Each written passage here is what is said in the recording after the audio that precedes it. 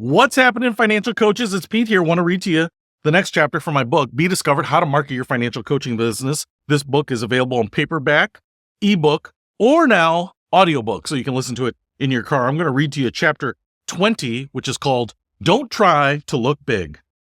It's time for real talk about the image we're all trying to project. And no, this isn't just for you financial coaching gurus out there. It's for anyone who's ever tried to make their little empire look like a Fortune 500 company. Here's the deal. Stop trying to look big. Now, I know what you're thinking, but wait, shouldn't I do everything I can to make my business look legit? And sure, there's nothing wrong with a little polish and professionalism, but things can get a little sketchy when you start using we instead of I and acting like you've got a whole team of minions at your beck and call. I've seen it repeatedly. Small companies trying to puff themselves up like they're the next big thing. They've got the slick video commercials, the fancy website that has a career section, despite being a one-person operation, and they're always bragging about their multiple locations, which usually means they've got a buddy in another city who lets them use their address as an office. But here's the thing. People can see right through that stuff. When you're small, trying to look big just makes you look, well, like a poser.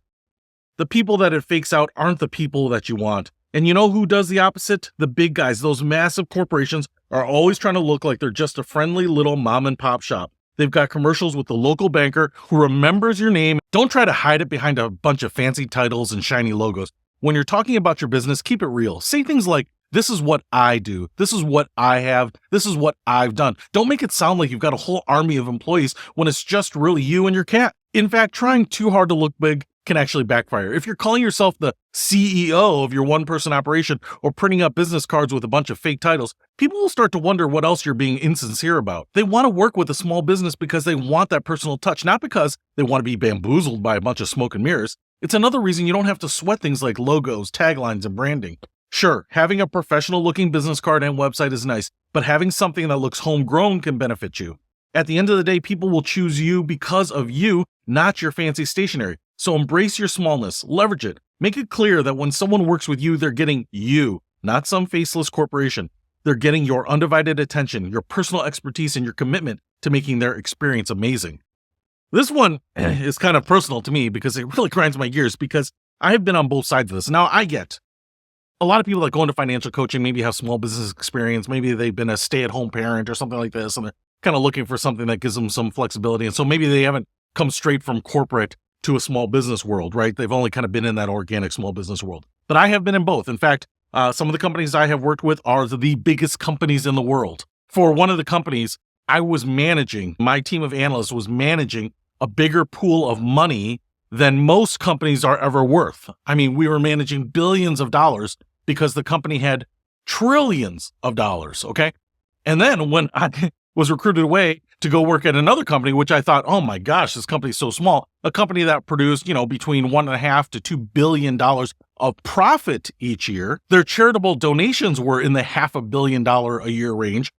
I actually thought that was a small company. And I can tell you from both of those companies, what we were trying to do, especially in our marketing efforts, was look small. Like I said, these are things that I was taking right from here. We would take, a financial advisor from the field and use them in a commercial or do a cardboard cutout and take it to trade shows or whatever, right? We were doing everything we could to kind of hide the big company name, the big faceless company name, because honestly, it doesn't matter how good your controls are. There are usually some bad actors in big companies and they give you some bad press or get you fined or you have to pay a penalty or something like that. So you can always look at some of these big companies and say, hey, they didn't do a great job or they're not completely ethical or whatever. And so a lot of times the companies are trying to hide the bigness and look small. And the funny thing about it is so much effort went into saying, hey, I'm Brian, the financial advisor from ABC company, or hi, I'm Don, the branch manager in your neighborhood or whatever it is, right? And they're funny. I mean, State Farm does it. I've never worked for State Farm, but obviously Jake, the State Farm agent, and, singing the song, just like a good neighbor, State Farm is there. Oh, my agent is here, by the way. Actually, I use State Farm just in case you were wondering. But one of the things that they try to do is just make themselves look personal. And it's ironic because then when I work with financial coaches, most of the time they are trying to make themselves look like a big company. Now, granted, I am a small organization, so I have 2 full-time employees, but I often say we, and I really actually try to correct myself. Sometimes I'll even edit it out because I'm really talking about myself because my employees aren't front-facing. They don't work directly with clients.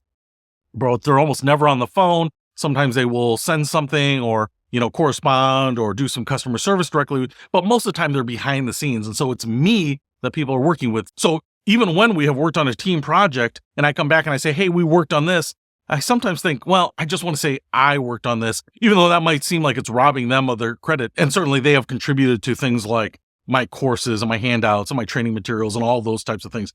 But most people don't see that. And most people want that intimate connection. They want to work with the person that they're seeing. They want to work with the person that they're building trust with through the engagement that you're putting on social media or videos or on your posts or blog posts or whatever. So anyway, that's just one of the things. This one gets me a lot because so many times I see it in the company name. It tries to be generic, or the 2,000 business cards that are printed and the 5 that are handed out. It just frustrates me sometimes when you have an asset and you're actually avoiding it and trying to build something else that you think actually will help your business better. So hopefully that helps. I'll see you later.